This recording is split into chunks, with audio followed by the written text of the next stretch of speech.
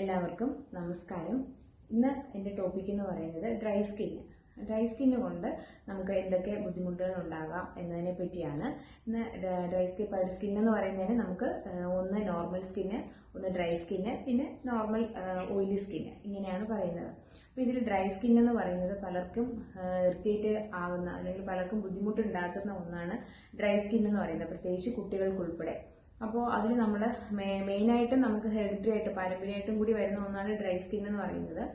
പിന്നെ രണ്ട്, നമ്മുടെ ജീവിതശൈലികളിൽ നമ്മൾ കുറേ മാറ്റങ്ങൾ ചിലപ്പോൾ മാറ്റിക്കഴിഞ്ഞാൽ നമുക്ക് കുറേ അധികം തന്നെ നമുക്ക് ഡ്രൈ സ്കിന്നിനെ മാറ്റാവുന്നതാണ്. ഒന്ന്, നമ്മൾ ധാരാളം വെള്ളം കുടിക്കുക. പ്രധാനമായിട്ട് നമ്മൾ ഒരു ദിവസം 2-3 ലിറ്റർ വെള്ളമെങ്കിലും ഡ്രൈ സ്കിന്നുള്ള ആൾക്കാർ നിർബന്ധമായിട്ടും കുടിക്കുക. അത് നമുക്ക് ഇപ്പോൾ കുട്ടികൾക്കുൾപ്പെടെ വെള്ളമായിട്ട് ഡയറക്റ്റ് കുടിക്കുന്ന കാര്യം ബുദ്ധിമുട്ടാണെങ്കിൽ നമ്മൾ നമ്മുടെ തണ്ണിമത്തനുണ്ടല്ലോ, വാട്ടർമെലൺ അല്ലെങ്കിൽ കുക്കുംബർ, സാലഡ് വെള്ളരി, ഇതൊക്കെ നമ്മൾ ആഹാരത്തിൽ ഇൻക്ലൂഡ് ചെയ്യുക. അല്ലെങ്കിൽ അതിന് കുട്ടികൾക്കാണെങ്കിൽ നമ്മൾ അത് ജ്യൂസായിട്ട് കൊടുക്കുക.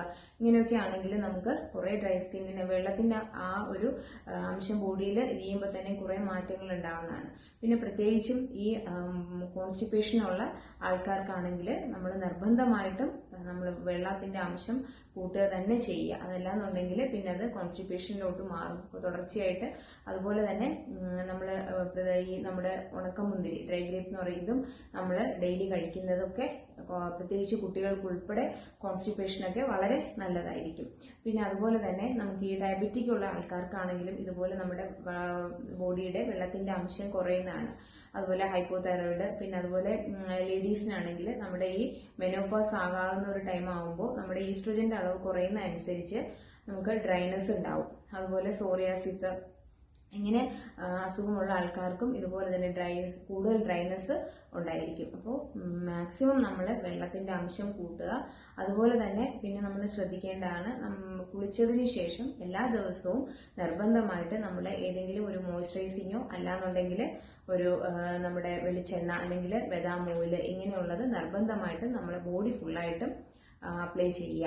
പിന്നെ അതുപോലെ തന്നെ ഇപ്പോൾ നമ്മൾ ഫേസ് വാഷ്, അതുപോലെ നമുക്ക് ക്രീമുകൾ, അതൊക്കെ നമ്മൾ യൂസ് ചെയ്യുന്ന ആൾക്കാരാണെങ്കിൽ പ്രത്യേകിച്ച് ഡ്രൈ സ്കിന്നിന് പറ്റിയതാണോ എന്ന് നമ്മൾ കൺഫേം ചെയ്തതിന് ശേഷം മാത്രമേ അത് നമ്മൾ ഡെയിലി യൂസ് ചെയ്യാൻ പാടുള്ളൂ. പിന്നെ അതുപോലെ തന്നെ നമ്മൾ ഈ കൂടുതൽ ഡ്രൈനസ് ഉള്ള ആൾക്കാർ കഴിവതും ഡെയിലി നമ്മൾ കുളിക്കുന്നത് ചൂടുവെള്ളത്തിലാണെങ്കിൽ അത് നമ്മൾ അവോയ്ഡ് ചെയ്യുക.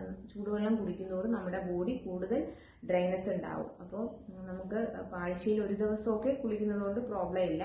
അല്ലാതെ കണ്ടിന്യൂസ് ആയിട്ട് കുളിക്കുകയാണെങ്കിൽ നമ്മുടെ ബോഡി വീണ്ടും ഡ്രൈനസ് കൂടുന്നതാണ്. അപ്പോൾ പ്രധാനമായിട്ടും നമ്മൾ കുട്ടികൾ ഉൾപ്പെടെ ഉള്ളവർക്ക് കുളിച്ചതിന് ശേഷം മോയ്സ്ചറൈസിങ്ങോ അല്ലെങ്കിൽ നമ്മുടെ ഓയിലോ എന്തെങ്കിലും ഡെയിലി അപ്ലൈ ചെയ്യുക.